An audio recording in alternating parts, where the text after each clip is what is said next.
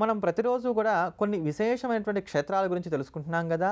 ఆ క్రమంలో ఈ రోజున నెల్లూరులో ఉన్నటువంటి జొన్నవాడ కామాక్షి అమ్మవారి దేవాలయాన్ని గురించి తెలుసుకుందాం. ఈ జొన్నవాడ కామాక్షి అమ్మవారి దేవాలయం చాలా విశేషమైనటువంటి క్షేత్రం. ఇది నెల్లూరుకి కేవలం 12 కిలోమీటర్ల దూరంలో ఉన్నటువంటి భవ్యమైనటువంటి క్షేత్రం.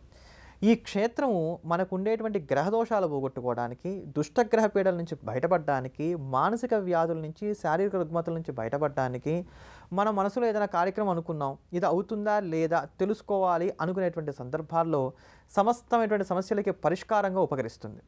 ఈ క్షేత్రం ఆవిర్భావానికి కారణాలు ఏమిటి అనేది ఎవరికీ తెలియకపోయినప్పటికీ ఒకానొక సమయంలో ఇక్కడ కశ్యప ప్రజాపతి యజ్ఞం చేశాడట.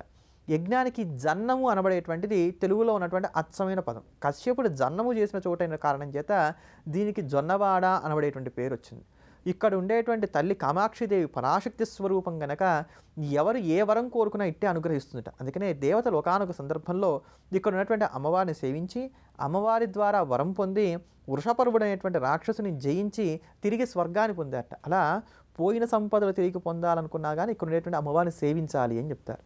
ఈ తల్లి దగ్గర నివసిస్తూ ఇక్కడే ఉంటూ 40 రోజులు కావచ్చు, 30 రోజులు కావచ్చు, 15 రోజులు కావచ్చు, వారం కావచ్చు, మనం సమయం చెప్పలేం. ఇక్కడ అమ్మవారి దగ్గరికి వెళ్ళి రోజు దర్శనం చేసుకొని తీర్థం పుచ్చుకొని ఈ దేవాలయంలోనే నిద్ర చేయాలి. ప్రతిరోజు కూడా నిద్రపోనిస్తారు.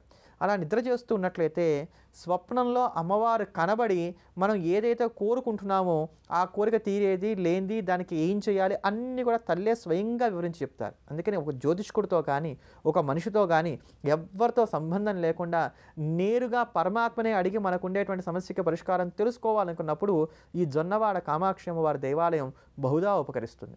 మానసిక రుగ్మతలతో కానీ శారీరక రుగ్మతలతో కానీ బాధపడుతున్నప్పుడు, దుష్టగ్రహ బాధలతో, గాలి ధూళి వంటి వాటితో బాధపడుతున్నప్పుడు ఈ క్షేత్రానికి వెళ్ళి ఈ జొన్నవాడలో ఉన్నటువంటి కామాక్షి అమ్మవారిని దర్శనం చేసుకొని ఇక్కడ ఉండేటువంటి తీర్థాన్ని కనుక తీసుకుంటూ ఉన్నట్లయితే ఇదే గొప్పదైన ఔషధంలాగా మందులాగా పనిచేసి మనకు ఉండేటువంటి సమస్తమైనటువంటి దోషాలు కూడా పోగొడుతుంది.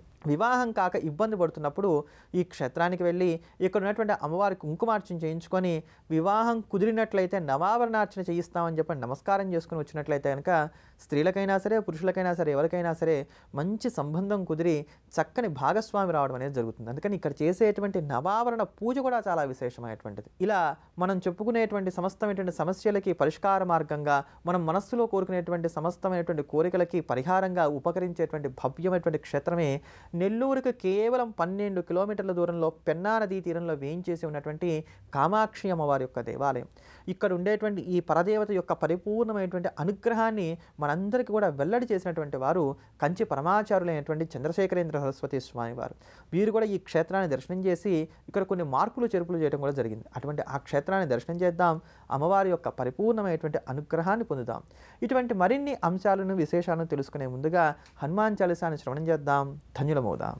जय हनुमान ज्ञान गुण सागर, जय कपीश तिहुलोक उजागर, रामदूत अतुलित बलधाम, अंजनी पुत्र पवन सुत नाम, महावीर विक्रम भजरंगी, कुमति निवार सुमति के संगी, कंचन वरण विराज सुवेश, कानन कुंडल कुंचित केश, हाथ वज्र अरुध्वजा विराजै, कांथे मूंज जनेऊ छाजै, शंकर सुवन केसरी नंदन, तेज प्रताप महाजगवंदन, विद्यावान